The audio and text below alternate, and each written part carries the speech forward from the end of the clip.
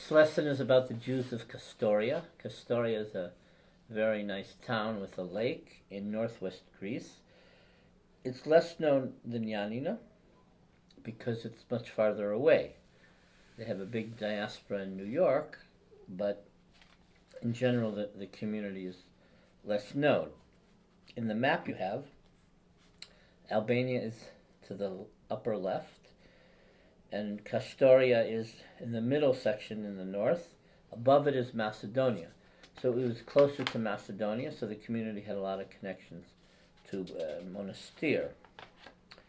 Again, there was a beautiful lake, and that's part of the history of the city. You have a view of the old town. On the top, on the upper right-hand side, is where the Jewish quarter was. It's on the top of a hill. The Jews arrived in Kastoria in the time of the Emperor Justinian's rule.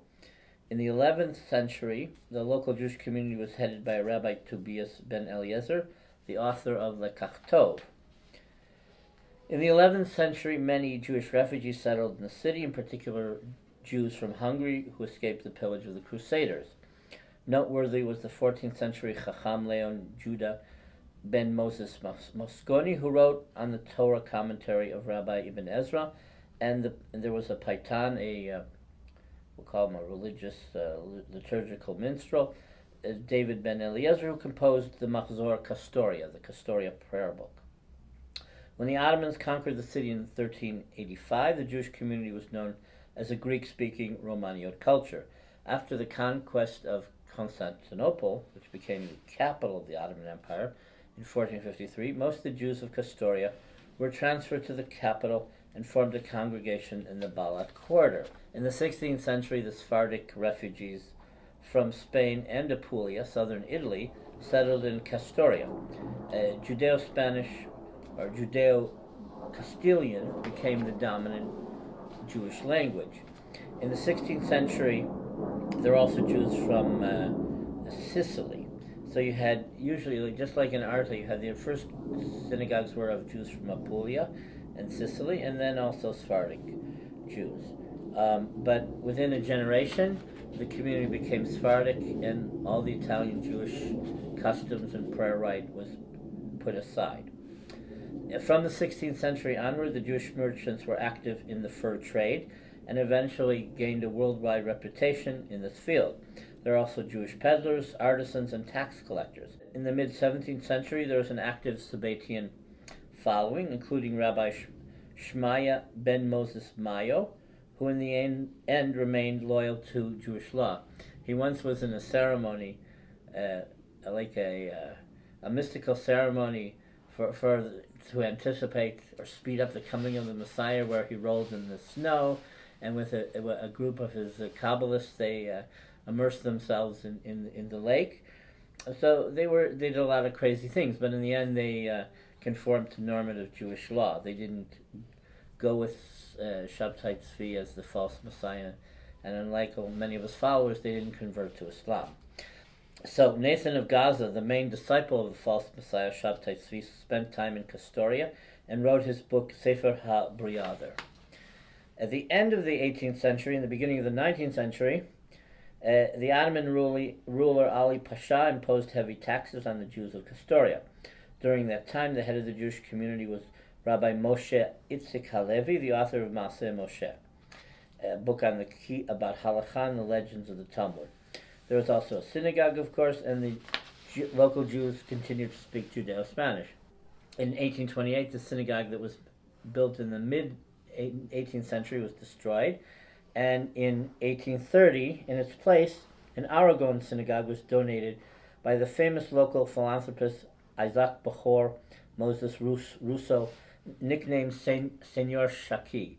Later in his life, he moved to Jerusalem, and all over the world, the Jews from Kastoria pay homage to his memory. They have an annual date for his yahrzeit, for the commemoration of his death. A Jewish school was established in 1873. In the earlier stage, it wasn't an Alliance Israelite Universelle, it was more like a Talmud Torah.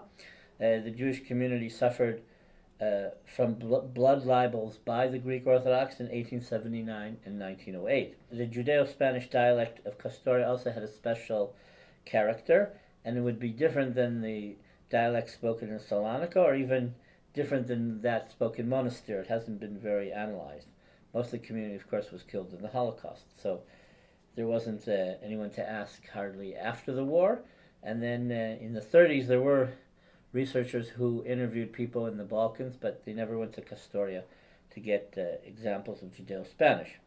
Beginning with the first decade of the 20th century, with the breakup of the Ottoman Empire, economic decline, and threat of Jewish conscription, emigration from Kastoria to New York ensued. From 1900 to 1917, Jews from Kastoria also migrated to Turkey, to France, and Germany.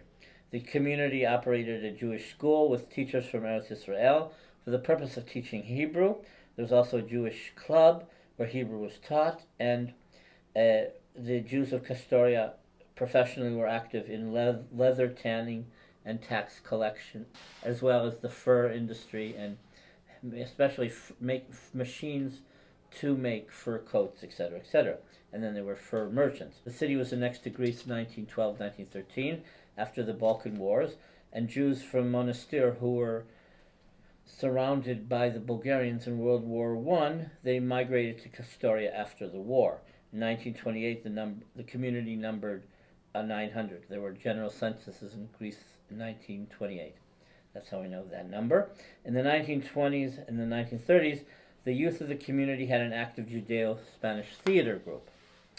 In the 1930s, graduates of the local AGG, Agudat Jean Juive, in other words, the Association of Young Youth, founded by the Jewish school principal Jacques Ashkenazi, formed the nucleus of the Garin, the agricultural settlement group that in 1937 established the Moshav in Eretz Israel, Sur Moshe. It was a Chomav Migdal settlement.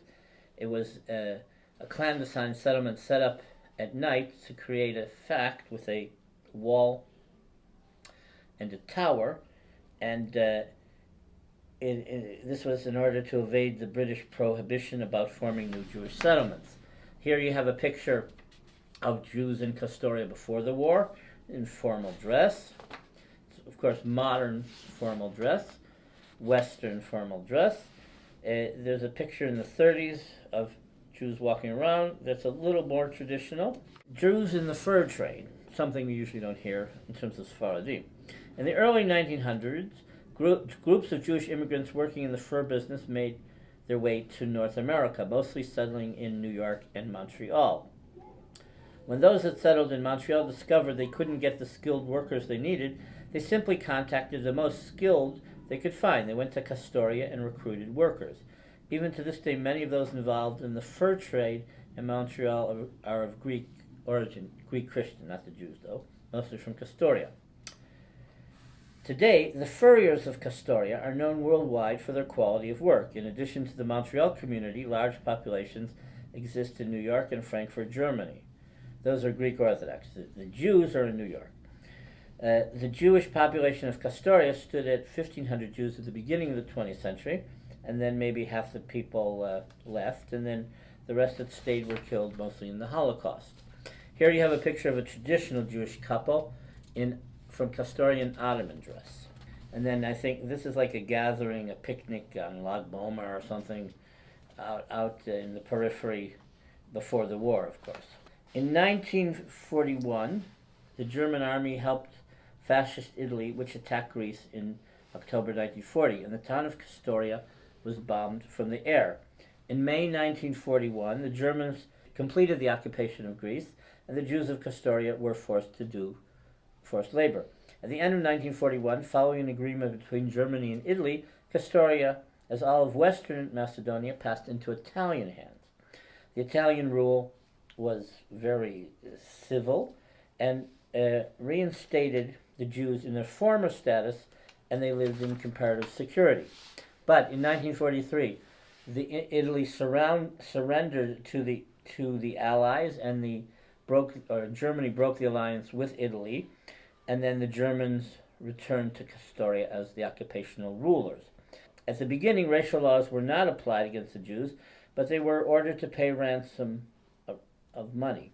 Later on, they were forced to wear the yellow star and hand over gold that they possessed to the Germans. It was a relatively quick occupation, so by the beginning of 44, there also the Nuremberg laws were set into enforcement. In March of 1944, this is on the evening of Passover, or Pesach, the Jewish quarter of Kastoria was encircled by the Germans. On the 10th and 11th of April 1944, they were transported to their deaths at the Auschwitz-Birkenau concentration camp.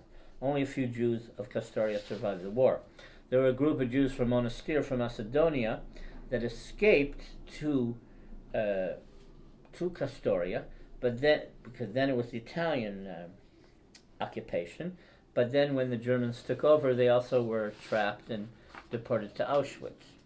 Here is a statue commemorating the deportation, and there's also a more detailed marble tablet about the deportation.